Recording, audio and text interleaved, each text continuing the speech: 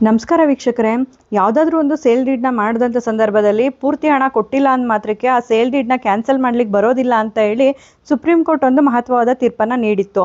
ಏನು ಈ ವಿಚಾರ ಅಂತ ತಿಳಿಯೋದಾದ್ರೆ, ಕ್ರಯಪತ್ರವನ್ನು ನೋಂದಾಯಿಸುವ ಸಮಯದಲ್ಲಿ ಖರೀದಿ ಮಾಡುವ ಸ್ವತ್ತಿನ ಮೌಲ್ಯದ ಸಂಪೂರ್ಣ ಮೊತ್ತವನ್ನು ಪಾವತಿಸಲೇಬೇಕು ಅಂತ ಯಾವುದೂ ಕಂಡೀಷನ್ಸ್ ಇರೋದಿಲ್ಲ. ಸ್ವತ್ತನ್ನು ವರ್ಗಾಯಿಸಲು ಪಕ್ಷಗಾರರು ಬಯಸಿದ್ದಲ್ಲಿ ಪಾವತಿಸಬೇಕಾದ ಒಟ್ಟು ಮೊತ್ತದಲ್ಲಿ ಒಂದು ಭಾಗ ಬಾಕಿ ಇದ್ದ ಹೊರತಾಗಿ ದಾಸ್ತಾವೇಜು ನೋಂದಣಿ ಮತ್ತು ಕಾರ್ಯಗತಗೊಳಿಸುವ ಪ್ರಕ್ರಿಯೆ ಪೂರ್ಣಗೊಳ್ಳುತ್ತಿದ್ದಂತೆ ಮಾಲೀಕತ್ವದ ವರ್ಗಾವಣೆ ಪೂರ್ಣಗೊಳ್ಳುತ್ತೆ ಅಂತ ಹೇಳಿ ಕೋರ್ಟ್ ಸ್ಪಷ್ಟಪಡಿಸಿದೆ. ಬಾಕಿ ಮೊತ್ತವನ್ನು ಪಾವತಿಸಿಲ್ಲ ಅಂದ ಮಾತ್ರಕ್ಕೆ ನೋಂದಣಿಯಾದ ಕ್ರಯಪತ್ರ ಅಸಿಂಧು ಆಗೋದಿಲ್ಲ. ಇಂಥ ಸಂದರ್ಭದಲ್ಲಿ ಬಾಕಿ ಮೊತ್ತ ವಸೂಲಿಗಾಗಿ ಮಾರಾಟಗಾರರು ದಾವೆ ಹೂಡಬಹುದೇ ಹೊರತು ಕ್ರಯಪತ್ರವನ್ನೇ ಅನೂರ್ಜಿತಗೊಳಿಸುವಂತೆ ಕೋರಲು ಬರೋದಿಲ್ಲ ಎಂದು ನ್ಯಾಯಮೂರ್ತಿಗಳಾದ JB ಪಾರ್ದಿವಾಲಾ ಹಾಗೂ K ವಿನೋದ್ ಚಂದ್ರನ್ ಅವರ ಪೀಠವು ಹೇಳಿದೆ. ಪ್ರಕರಣವೊಂದಕ್ಕೆ ಸಂಬಂಧಿಸಿದ ಬಾಂಬೆ ಹೈಕೋರ್ಟ್ ನೀಡಿದ ಆದೇಶವನ್ನು ಅಮಾನ್ಯಗೊಳಿಸಿದ ನ್ಯಾಯಪೀಠ ವಿಚಾರಣಾ ನ್ಯಾಯಾಲಯ ಮತ್ತು ಮೊದಲ ಮೇಲ್ಮನವಿ ನ್ಯಾಯಾಲಯದ ಆದೇಶವನ್ನು ಎತ್ತಿ ಹಿಡಿದಿದೆ.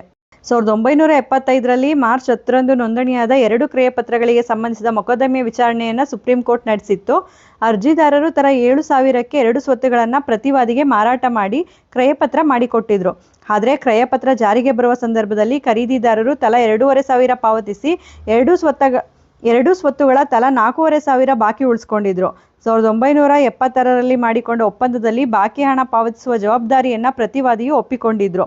ಒಪ್ಪಂದವನ್ನು ಪಾಲಿಸಲು ಪ್ರತಿವಾದಿಯು ವಿಫಲರಾದ ಕಾರಣ ಕ್ರಯಪತ್ರವನ್ನು ಅಸಿಂಧು ಎಂದು ಘೋಷಿಸಿ ಅನೂರ್ಜಿತಗೊಳಿಸಬೇಕು ಹಾಗೂ ಕಾಗದ ಪತ್ರಗಳನ್ನು ರದ್ದುಗೊಳಿಸಬೇಕು.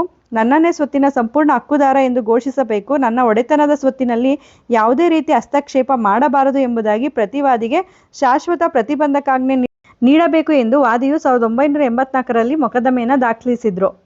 ಹಣ ಪಾವತಿಸುವುದು ಬಾಕಿ ಇದ್ದ ಹೊರತಾಗಿಯೂ ಮಾರಾಟ ಪ್ರಕ್ರಿಯೆ ಪೂರ್ಣಗೊಂಡಿದೆ. ಸಂಪೂರ್ಣ ಹಣ ಪಾವತಿಯಾದರೆ ಮಾತ್ರ ಊರ್ಜಿತಗೊಳ್ಳುವ ಯಾವುದೇ ಒಂದು ಷರತ್ತನ್ನು ಕ್ರಯಪತ್ರದಲ್ಲಿ ನಮೂದು ಮಾಡಿರಲಿಲ್ಲ. ಪ್ರತಿವಾದಿಯು ಬಾಕಿ ಮೊತ್ತವನ್ನು ಪಾವತಿಸುವ ಹೊಣೆಗಾರಿಕೆಯನ್ನು ಮಾತ್ರ ಹೊಂದಿರುತ್ತಾರೆ ಎಂದು ನಂತರದ ಒಪ್ಪಂದಗಳು ದೃಢೀಕರಿಸುತ್ತೆ ಎಂದು ವಿಚಾರಣಾ ನ್ಯಾಯಾಲಯವು ಆದೇಶ ನೀಡಿ ಮೊಕದ್ದಮೆಯನ್ನು ವಜಾಗೊಳಿಸಿತ್ತು. ಮೊದಲ ಮೇಲ್ಮನವಿ ನ್ಯಾಯಾಲಯವು ಈ ಆದೇಶವನ್ನು ಎತ್ತಿ ಹಿಡಿದಿತ್ತು. ಆದರೆ ಈ ಆದೇಶವನ್ನು ರದ್ದು ಮಾಡಿದ್ದ ಹೈಕೋರ್ಟ್ ಪ್ರತಿವಾದಿಯು ಬಾಕಿ ಮೊತ್ತ ಪಾವತಿಸಲು ವಿಫಲರಾದ ಕಾರಣ ಕ್ರಯಪತ್ರವು ಅನೂರ್ಜಿತಗೊಳ್ಳುತ್ತದೆ ಎಂದು ತಿಳಿಸಿತ್ತು. ಅಲ್ಲದೆ ವಾದಿಯನ್ನೇ ಆಸ್ತಿಯ ಮಾಲೀಕ ಎಂದು ಘೋಷಿಸಿ ಪ್ರತಿವಾದಿ ಪಾವತಿಸಿದ್ದ 5,000ವನ್ನು ಬಡ್ಡಿ ಸಹಿತ ಹಿಂದಿರುಗಿಸುವಂತೆ ಅರ್ಜಿದಾರರಿಗೆ ನಿರ್ದೇಶನ ನೀಡಿತ್ತು. ಒಟ್ಟು ಮೊತ್ತದ ಒಂದು ಭಾಗವನ್ನು ಮಾತ್ರ ಪಾವತಿಸಲಾಗುತ್ತದೆ ಎಂಬ ಸಂಪೂರ್ಣ ಅರಿವಿನೊಂದಿಗೆ ಕ್ರಯಪತ್ರ ಊರ್ಜಿತಕ್ಕೆ ಬಂದಿದೆ. ಹಣ ಪಾವತಿ ಮಾಡದ ಕಾರಣಕ್ಕೆ ಕ್ರಯಪತ್ರವನ್ನು ಅಸಿಂಧು ಅಥವಾ ಅನೂರ್ಜಿತಗೊಳಿಸಲು ಬರುವುದಿಲ್ಲ ಅಂತೇಳಿ ಸುಪ್ರೀಂ ಕೋರ್ಟ್ ತೀರ್ಪನ್ನು ನೀಡಿರುವಂಥದ್ದು.